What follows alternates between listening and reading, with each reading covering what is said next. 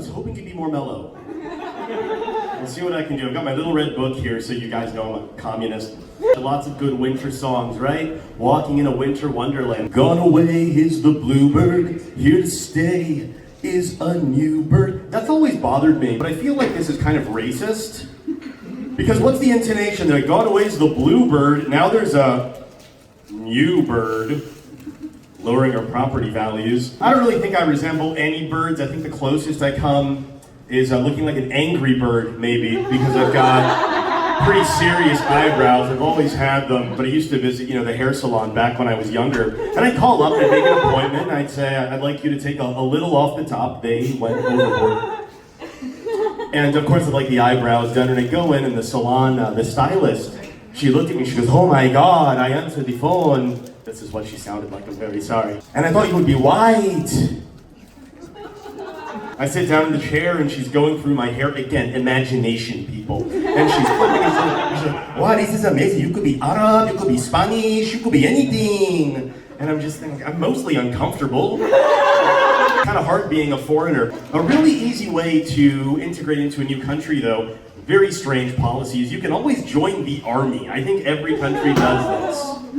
We don't want you here, but maybe we'll let you in if you go one other place first, which is a really big commitment, right? Because you enter a new country, you don't know if you like this place, and the first thing they do is show you another place that you might not come back from. I'm okay being an outsider. Russian language, clap if you know the Russian language. Great. Clap if you're learning Yeah, that's the energy I was expecting when I came up here. That's good news, though. The Russian government is changing the Russian language. I don't know if you saw this new St. Petersburg government-approved dictionary is simplifying the Russian language. Fewer words to learn. Great for foreigners. Unfortunately, the words they're removing are shlyucha, chui, and mudak, which unfortunately means most expats' vocabulary has now been cut in half. Where I live, there are billboards that are placed in a very curious order. If you catch the bus near where I live, you'll see a billboard that says, if you have a large family, the government will pay for your mortgage. And there's a smiling, happy family. You walk over to the next bus stop, and it says, join the army, 2.5 million rubles one-time payment. I mean, who are these posters for? Who are the men who are walking by the first one going, oh, a free mortgage sounds really good, but getting a girlfriend, getting a wife, that's really hard. You know what? I will join the army. That sounds easier with how demanding women are these days. It's an expensive time of year. You gotta buy gifts. Anyone worried about that, clap if you've got a little anxiety about money and gifts this time of year? No, you're all IT people. Congratulations, that's fantastic. IT people, very strange. I, like all of you, teach English sometimes, and a lot of our clients are IT people. And when we try and do speaking activities in class, we run into a problem. We'll say, okay, well, go ahead and talk to your neighbor about this topic, and they will say, no. We just got this vocabulary, you should talk about it with your neighbor. Talking to a neighbor, this is not natural. Talking to a person is not natural? And then I think, okay, these are the guys, they're making the big bucks, right? They engineer it so that you can talk to your phone, you can talk to your speaker, you can talk to your refrigerator. Talking to people, that's crazy. I don't understand that, but that's why they make the big bucks and I teach English. Who's excited about the New Year's parties? Anyone got a corporative coming up? 1, 2 big parties with your coworkers? Because that's who you want to see. Holidays are coming up, you want to spend more time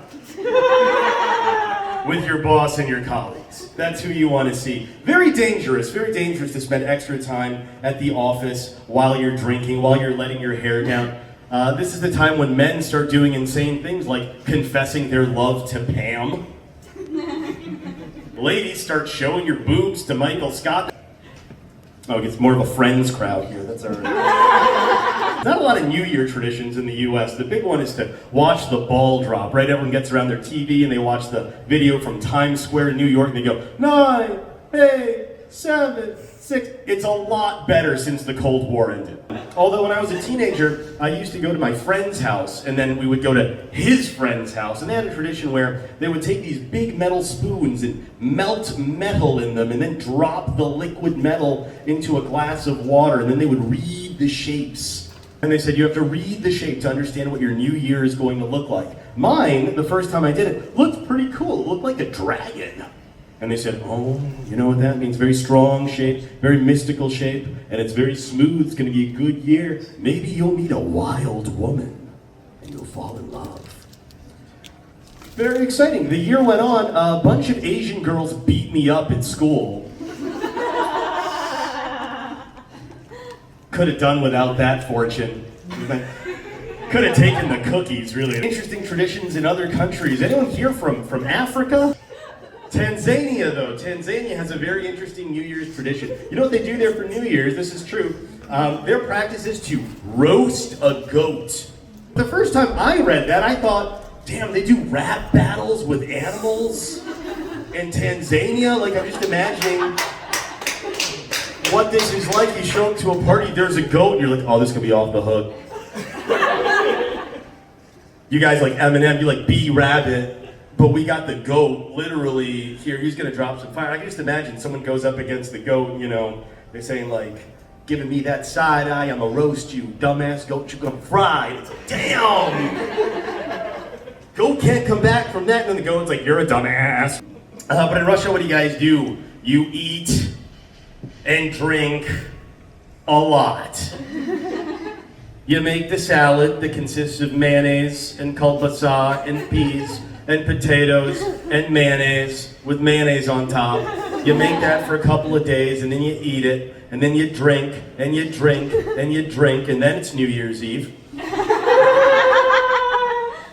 And you drink some more. Then you got the champagne, and you drink, and you drink, and you drink. And then what happens? Every house in Russia, every living room in Russia, every television in Russia, every phone in Russia, suddenly, not so Big Brother comes on.